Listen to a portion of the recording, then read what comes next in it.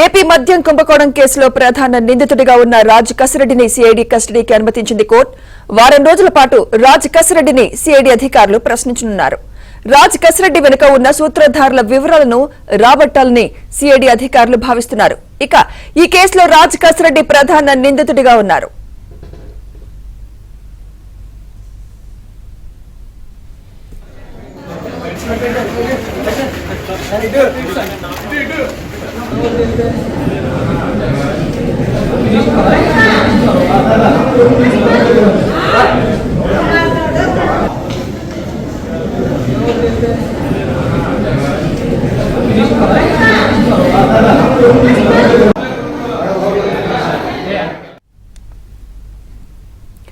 AP మద్య కుంభకోణం కేసులో ప్రధాన నిందితుడిగా ఉన్న రాజ్ కసిరెడ్డిని సిఐడి కస్టడీకి అనుమతించింది కోర్టు.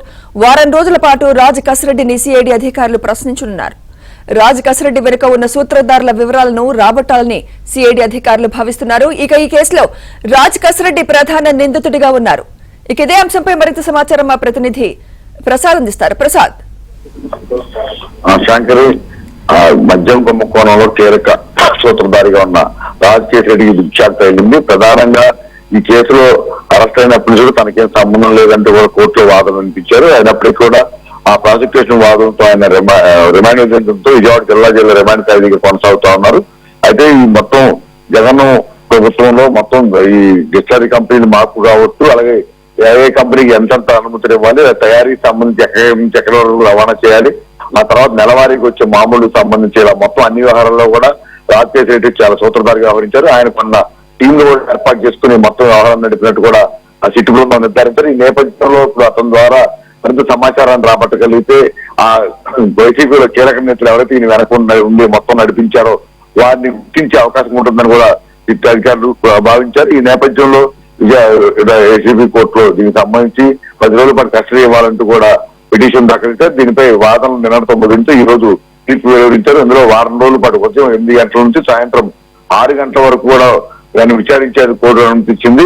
దీంతో ఇప్పుడు ఈ కేసులో మరింత ముందుకు సాగేందుకు కూడా సిట్టు బృందానికి చాలా కోర్టు ఒక విధంగా దారి చూపించినట్టయింది. ఎందుకంటే మొదటి నుంచి కూడా ఇతను అరెస్ట్ అయినప్పటి నుంచి ఇప్పటి వరకు నోరు మెదకపోవటం, దీనికి సంబంధించి కూడా ఎక్కడ కూడా తన ప్రమేయం లేదంటూ చెప్పుకొచ్చిన నేపథ్యంలో అసలు మొత్తం ప్రభుత్వ సహకారం కావచ్చు, ఆనాటి ప్రభుత్వ పెద్దలు కావచ్చు, వైసీపీ నాయకుల సహకారం లేకుండా ఒక వ్యక్తి మొత్తం ఇంత వ్యవస్థ మద్యం తయారీకి సంబంధించి ఇంత వ్యవస్థ నడిపే అవకాశం లేదని మొదటి నుంచి భావిస్తున్నారు అధికారులు.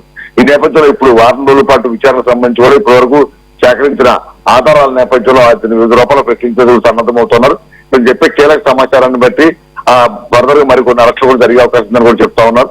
ఈ నేపథ్యంలో వారం రోజులు కస్టడీలో ఇతను ఏ అంశాలపై నోరు విప్పుతారు, ఏ అంశాలు చెప్తారు అంశాలతో కూడా ఇప్పుడు తాడేపల్లి ప్యాలెస్ లో కూడా చర్చ ఒక విధంగా చర్చ సాగుతున్నట్టు కూడా తెలుస్తా ఉంది. మరోవైపు కొద్దిసేపటి క్రితం రాజ్ కసిరెడ్డి పిఏగా వ్యవహరించిన దిలీప్ ను కూడా చెన్నై నుంచి దుబాయ్ పారిపోతుండగా అధికారులు అరెస్ట్ చేశారు. అప్పటికే నిఘా పెట్టిన ఆయన వారు కొద్దిసేపటి క్రితం అతను అధికారులు విజయవాడ కూడా బయలుదేరినట్టు తెలుస్తోంది. రేపు అతను కూడా విచారించే అవకాశం ఉంది. అంటే ఇప్పటి వరకు కేసీఆర్ రాజశేఖర రెడ్డి మొత్తం దాదాపు 3 నుంచి 4 ఏళ్ల పాటు నడిపిన వ్యవహారానికి సంబంధించి మొత్తం పిఏగా అతను చాలా వరకు సమాచారం ఉంటుంది.